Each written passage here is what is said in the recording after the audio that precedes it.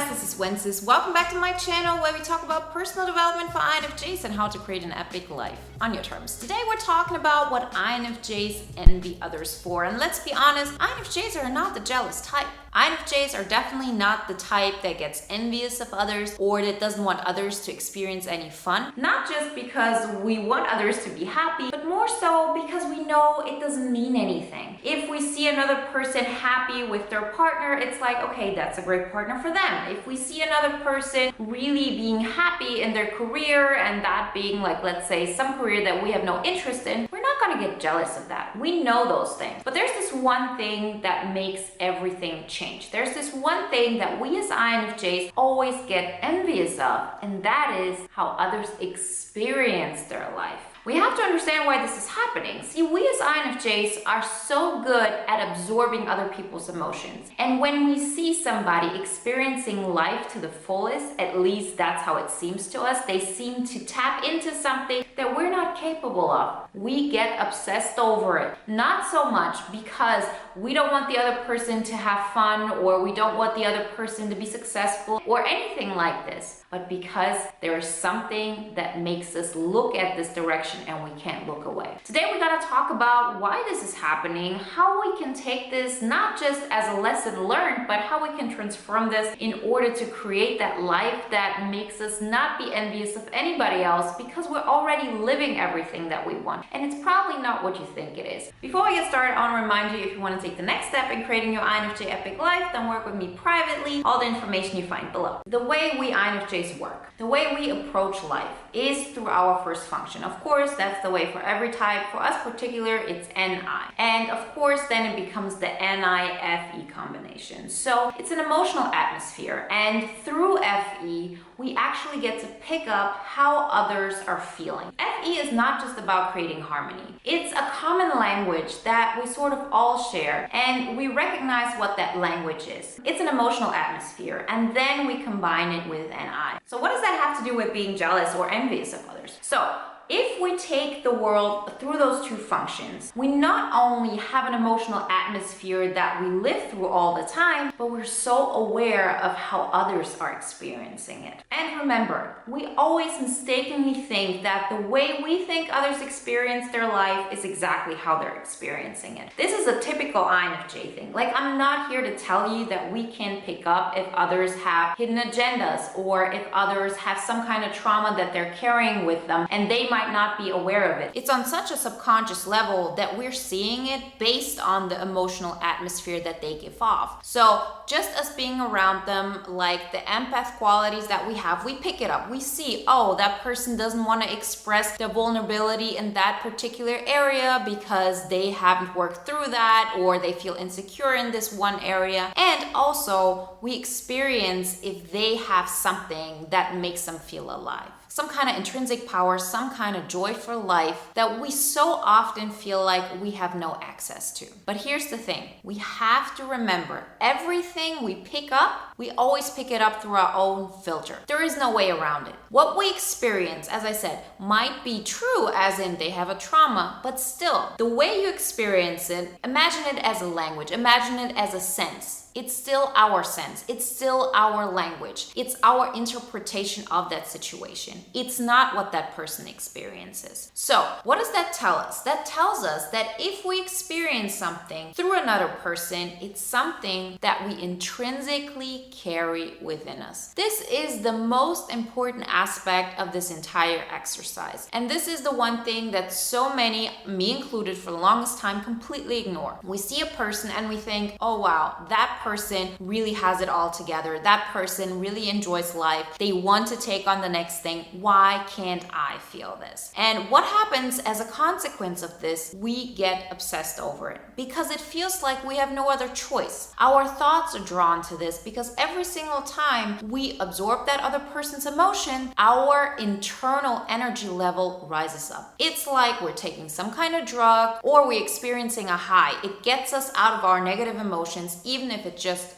for that moment. The problem with this is clear, right? It isn't healthy in the long run because you cannot have that person. It doesn't mean that it has to be a partner. It can be a partner or potential partner, but it can be a friend, it can be a colleague, it can even be, let's say, a music star or a television personality or something that you pick up, that you look at and you feel like, okay, that really gets me hooked. Most of the time, it is a real person because characters cannot really have that emotional atmosphere that real people can have. Of course, if you have that, it's like even better, but very often it is a combination of something that you either are completely obsessed over because it's happening right in front of your face, or it's somebody, let's say a music star or some kind of celebrity that you're so obsessed with, you focus in on that person and you imagine everything there is about it. I personally don't think that this is a bad thing because these things have changed my life completely. A lot of you know that when I first started my journey, which was, I think, 8 years ago, I really honed in on my appreciation for Lil' Kim. And Lil' Kim at the era, let's say 2000. So this wasn't about the language of her songs, which were like the most controversial thing. It was because she is an ESTP. The way she expressed herself through her clothes, through her message, through that power, it just inspired me so much. And I got obsessed over it, but in a positive way. But I've also done this with people where it definitely wasn't a positive way. It was when it came to a potential partner. In this case, that was an ENFJ. And with ENFJs and INFJs, as you can imagine, a lot of emotional absorption can happen because ENFJs can portray so much of who they want to be and who they are through their FE, and we can pick it up so well. Similarly, it happens vice versa. But so in this case, that happened, and I couldn't stop obsessing over that person. So you might say, okay, so why is this about jealousy? Why does that have anything to do with being envious? Because it is. When you have a person like this, or when you have somebody that you can't look away from, there's always the sense for us INFJs, oh, they have something that I would want. Very often we think, okay, if I'm with that person, I can sort of lean back and just be part of their world, so I get to experience all of this. But same thing when you look at, let's say, a figure or somebody that inspires you, somebody where you look at them and you say, oh, they are having such a good life. Why am I not? Like there's this power within them. For us, very often that's a combination of SE, it's a combination of FE, like really those functions that we have within us, but we're not really utilizing. So why is it so important to understand this? Again, this is happening through my filter. This is happening through your filter. That means automatically, if there's somebody that you're envious of, there is something about their energy that is part of you.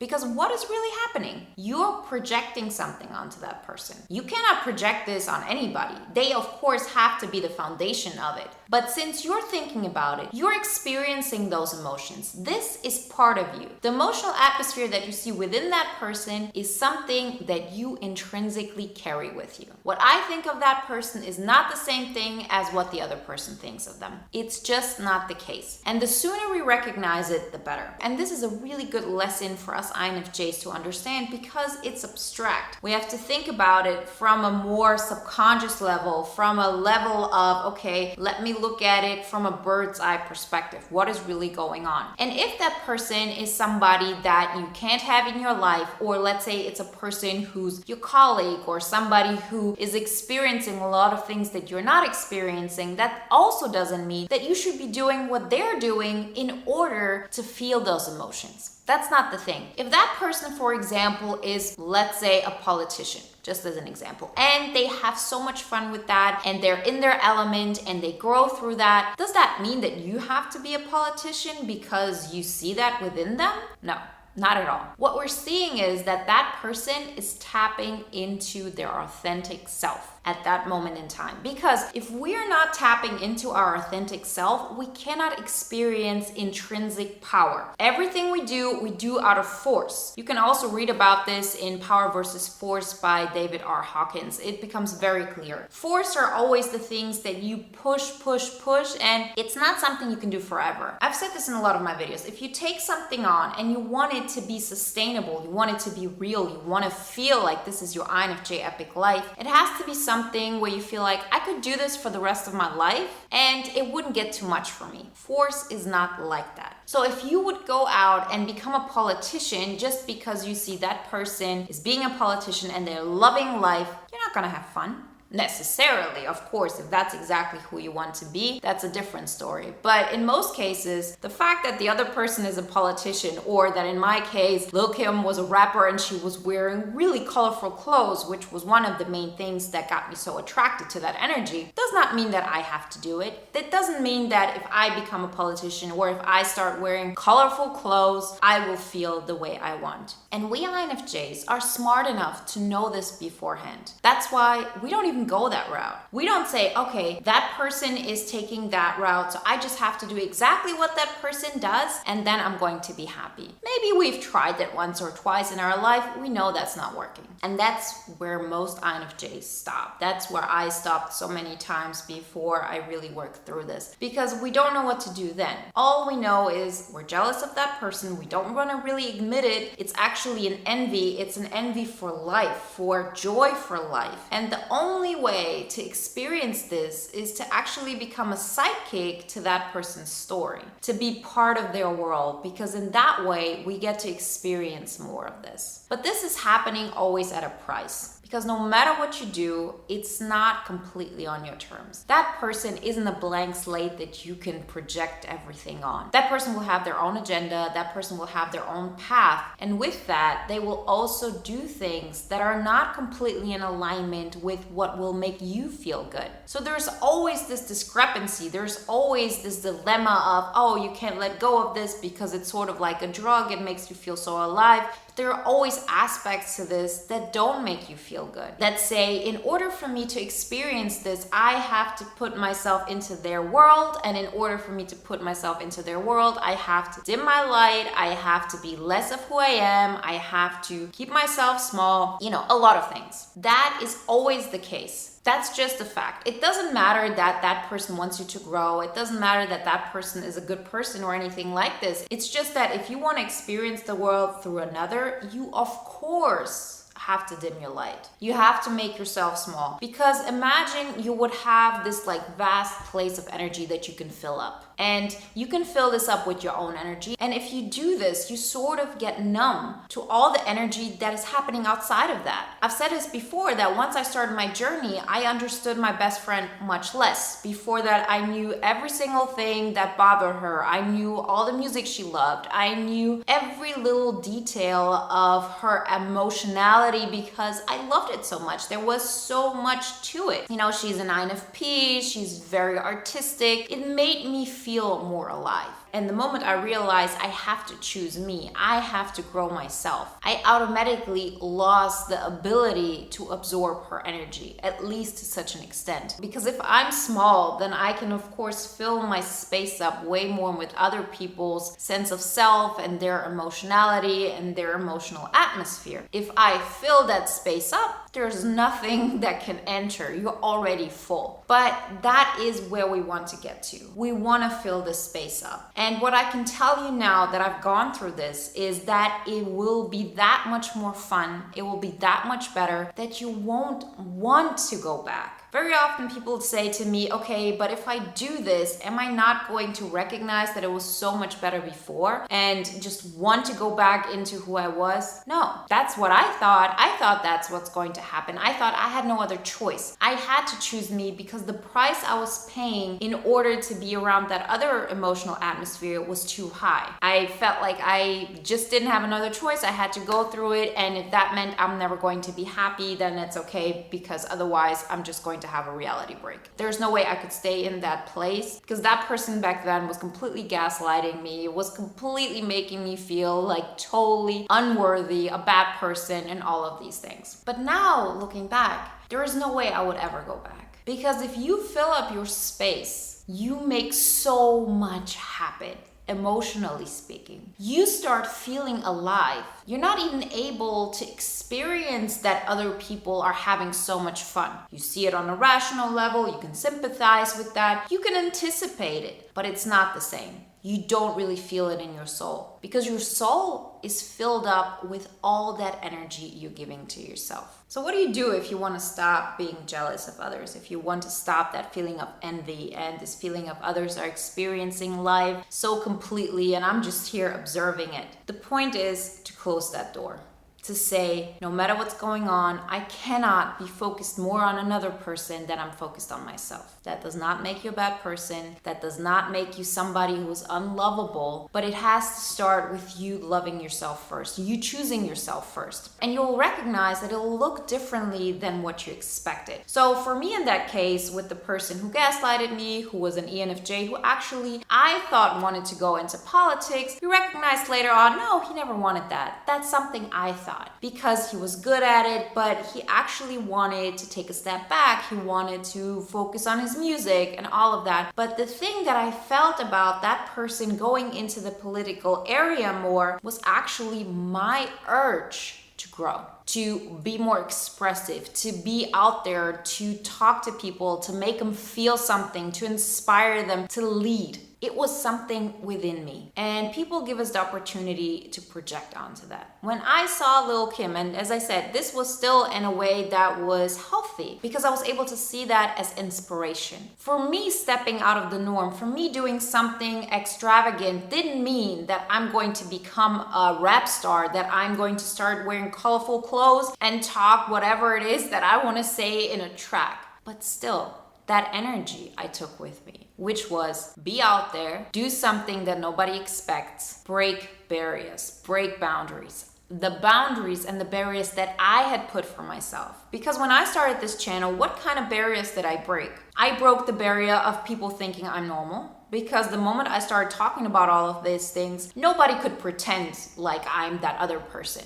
They couldn't project anything they wanted onto me. They couldn't pretend that I'm like a normal person. No, I stepped out and became able to be judged. Before that, I was a blank slate. People could think about me whatever they wanted. But now, I gave people a reason to dislike me. If they like me or not, most people don't even care. That's on them. But I stepped out into it. And the more I started taking on that power that I projected, let's say on that figure, Lil' Kim, or on that person that I was going through all of these things with, I stopped caring about them. I stopped caring about all of them. Yes, on some level, I still like some of the songs I liked back then that really inspired me, like Last Day, for example. But it's not the same how it used to be. It's not that I saw that figure and I said, oh, there's such power, there's such ambition, there's so much drive. I'm not feeling that because I'm not projecting that onto her anymore, on that figure. I am projecting this on nobody and I'm living it. I'm making choices that allow me to grow. So if you get in a position where you're jealous of people, take this as a great chance to find that within you. What is it that you see that person doing that you're so envious of? What do you think makes them feel so alive? And what do you have to do in order to feel this in your bones? What do you have to do to feel like you're stepping out of your shell, you're stepping into your power, you're using your SE? No matter how strong or weak it is, it doesn't matter, it's yours. And we have to tap into this in order to feel all of this excitement. Step out of the norm, step out of what boundaries and what rules you have set up for yourself. Make it happen step by step and create that INFJ epic life for you. It's right here in front of you, and once you do this, jealousy won't be a topic anymore. Remember, if you want my personal help with this process, then work with me privately. All the information you find below. And if you want to watch another video now that is in alignment with today's topic, then watch the video on INFJ, the Transformational Warriors. Like always, I wish you a wonderful day, a great week, and I talk to you next time. Bye.